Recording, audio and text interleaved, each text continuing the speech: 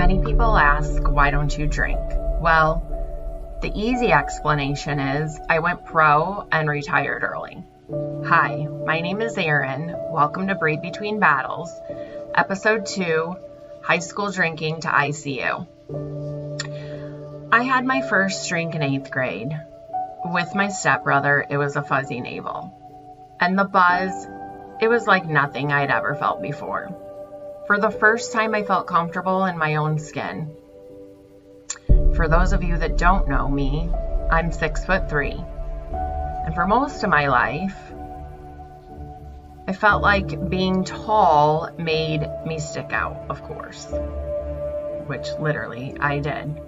But with that goes everywhere I went, I thought people were staring, judging, whispering. And with alcohol, suddenly I didn't care. Or at least I felt like I didn't care. I felt confident. I could walk into a room and talk to anyone. Pretty quickly, drinking became a part of who I thought I was. I was the girl who could hang with the boys. I had a high tolerance, and I wore that like a badge of honor. For those of you that knew me in high school and early college, one of my party tricks was showing I could down an entire bottle of Captain Morgan's in one gulp. I thought that made me tough, fearless, and even cool. But along with that came trouble, a lot of it. Early on, before I ever had kids, I racked up 3 DUIs, 3 minor in possessions of alcohol, crashed a couple cars, and spent 30 days in jail. I had work release, but still 30 days in jail. I even was sent to some outpatient treatments for drinking, rehab. It was nothing much to me, though. It was just a few hours a week, and I was just checking a box. I had a breathalyzer in my car. And before that, I had to go into the police station every day for, I think it was 6 months maybe. And I had to blow in a breathalyzer, and then they would sign a paper at the police station stating that I passed. But of course, I found a way to game that system. I'd show up right after midnight, blow clean, and then head out to party for the night. Looking back now, I can see so clearly alcohol had its hooks in me from the very beginning.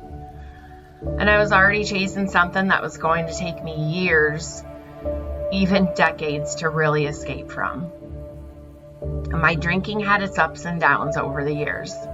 One thing I always told myself was, I can handle my alcohol. And in a lot of ways, I believed that. When I found out I was pregnant, my mom instincts, of course, kicked in right away, and I stopped drinking without question. But I'll never forget a few weeks after Ashlyn, my firstborn, was born, I went to a girlfriend's bachelorette party. I thought I could pick up drinking right back from where I'd left it. But my body was not the same. I got so sick, and not in my usual, I'll just bounce back the next day. It hit me hard, and I remember holding my newborn and feeling so hungover, and it's something I'll never forget. The shame I felt was unbearable. There were moments where I tried to stop. Right before I turned 30, I decided I wanted to make smarter choices, and I did quit drinking for just over 30 days.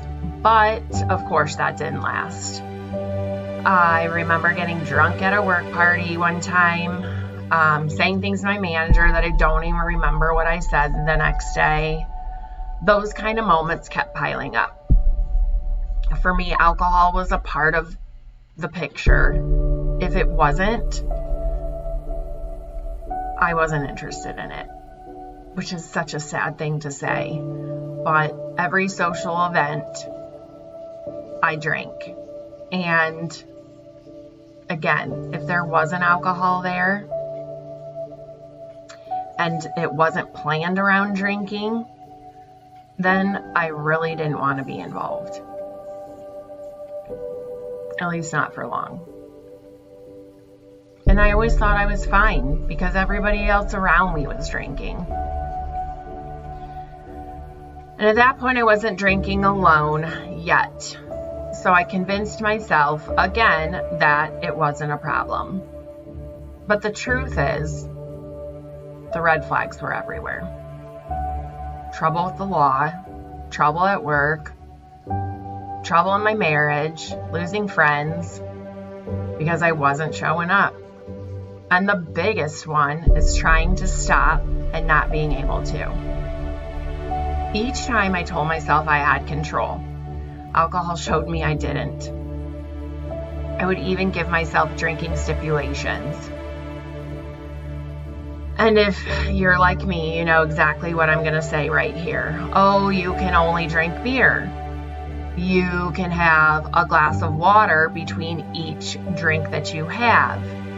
You can't drink wine. No more shots. Well, you get the point. And guess what? It never worked. The consequences of my drinking were everywhere. I had multiple DUIs, spent time in jail, lost my driver's license multiple times for a while. Again, marriage troubles. I even broke my ankle while I was drinking. Could it have just been a clumsy mistake? I'll never know. I faced some of my darkest moments, 2 suicide attempts. After the first time, I felt an incredible amount of shame, but I still didn't understand what was really happening. I didn't know I was an alcoholic. I thought alcoholics were people who drink every single day, all day, and that was not me. But here's the truth. I couldn't stop on my own. I couldn't be a normal drinker. For me, one drink was never just one. If I tried to stop at one, I would get angry. I would obsess over the next one. I was always lying about how much I had had, and my mind was always chasing more. This moment really stands out. After my first suicide attempt, I went to rehab. I stayed sober for 18 months. 18 months! That's a long time. But in my mind, I still wasn't an alcoholic. I thought I don't drink every day. I don't drink all day. Maybe I can drink safely again. That lie, believing I could somehow control it again, pulled me right back in. And the final turning point for me came after another, much more severe suicide attempt. That was when I couldn't deny it anymore. Alcohol wasn't just a part of my life, it was destroying my life. My final bottom came with that suicide attempt, and it landed me in the ICU. I was brought in not breathing. I had to be intubated for 3 days. When I finally woke up, the very first thing I remember is the doctor looking at me and asking, "Are you glad you're here?" And in that moment, with a dry throat, tears in my eyes like I have right now, my answer was yes. Thank God I was here, because the truth is, that wasn't me. That isn't me. That's drunk Erin. That was the day I knew I could never go back. I couldn't drink again. I tried every excuse, every lie, every justification. But this time, I knew if I kept drinking, I was gonna die. Just a few weeks before that, I was talking with my sister, and I even told her, I know I need to quit, but I just don't want to. I don't want to feel the pain that comes with it. I'd rather just drink about it instead. But lying there in that hospital bed, I finally understood the only way forward was through the pain, not around it. And I choose life. and I had to choose me. That was the day everything changed. Most of the chaos for my drinking happened, luckily, before I became a mom, and my kids didn't see much of that side of me, and I thank God for that. Yes, some of this happened after kids, but luckily I wasn't much of a drinker at home. And if I was, the kids were with their father. I know addiction has a ripple effects. Even if the people you love aren't right in the middle of it. That's something I've carried with me into sobriety. The awareness that my choice matters, not just for me, but for them. Today, being present and showing up as their mom is one of the greatest motivations to stay sober. My sobriety date is August 25th, 2022, which means I just hit my 3-year sober mark. Sorry, I just have to smile about that. That's such a big accomplishment. The first few weeks of sobriety weren't easy.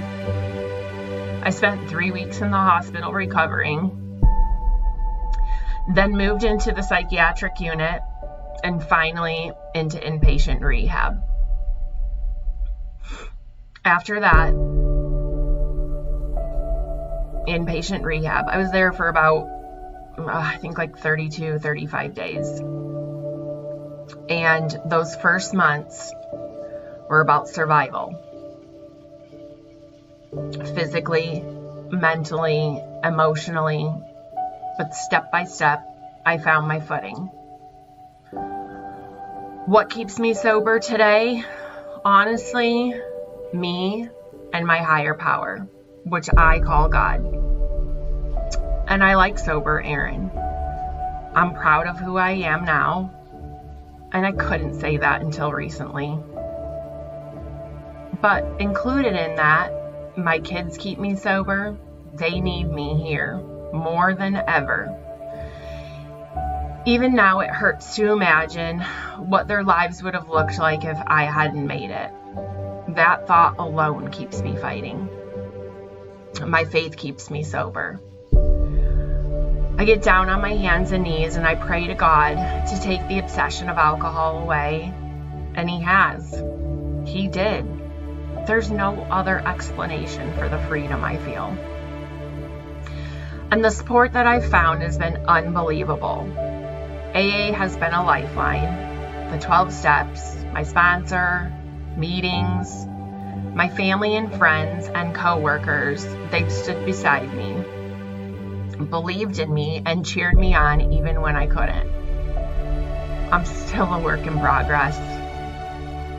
It's progress, not perfection. Don't forget that.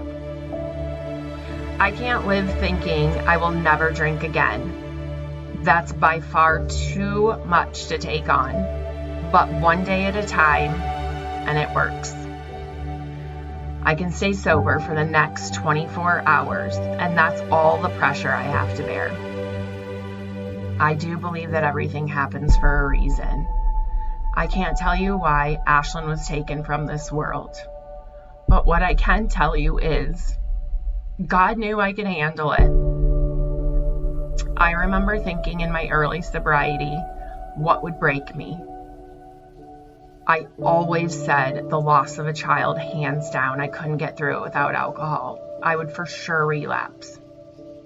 But I'm here to tell you, I did it. The one thing I thought was impossible. And you know what? I could have made that decision to drink, and not a single person would have blamed me. I mean, come on. They say losing a child is the worst pain ever. And it is. The unimaginable and the impossible, in my mind, that's just crazy. It's not easy. It takes effort every single day. The greatest gift sobriety has given me is this: to finally be me. Not drunk Erin, not ashamed Erin, not running from myself Erin. Just me. And after 3 years of it, I'm still learning who I am without alcohol. But it's the real me, and that's someone worth fighting for. If this episode resonated with you or someone you love, please share it. If my story can just help one other person, then this podcast is doing its job. Also, of course, not only sharing, but commenting, subscribing, and liking all help get the message out even more, so more can hear. I'd love to hear from you. If you have any questions, anything about getting sober, if you're sober curious, if you have somebody who you think needs to hear this, I'm always up for a message, a phone call, any way that I can help. I thank you so much for spending time with me today and listening and letting me share my story. Again, I really hope it's touched you, and I hope it helps somebody.